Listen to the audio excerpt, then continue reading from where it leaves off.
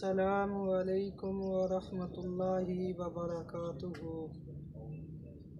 نحمدہ ونصلی علی رسولہ الکریم اما بعد فاعوذ باللہ من الشیطان الرجیم بسم اللہ الرحمن الرحیم وقال النبی صلی اللہ علیہ وآلہ وسلم صوم یوم عرفۃ یکفر سنتین ماضیۃ ومستقبلۃ صدق اللہ العظیم۔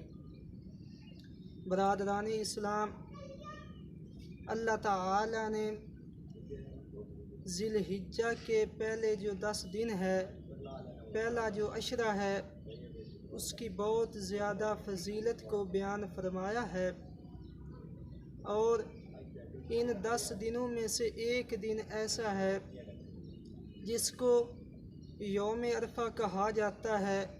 یوم عرفہ 9 ذی الحجہ کا دن ہوتا ہے۔ اس کی فضیلت کو بیان کرتے ہوئے رسول اکرم صلی اللہ علیہ وآلہ وسلم فرماتے ہیں، صوم یوم عرفۃ یکفر سنتین ماضیۃ ومستقبلۃ۔ اللہ کے پیغمبر فرماتے ہیں، جو شخص 9 ذی الحجہ کا روزہ رکھتا ہے، یہ اس روزہ رکھنے کی وجہ سے اللہ تعالی اس کے گزشتہ 2 سالوں کے گناہ معاف فرما دیتے ہیں۔ ایک گزشتہ سال اور آئندہ 2 سالوں کے گناہ معاف ہوتے ہیں۔ گناہ معاف ہونے کا مطلب یہ ہے کہ اللہ تعالی اس کو توفیق دیتے ہیں، اس کی توبہ کو قبول فرماتے ہیں۔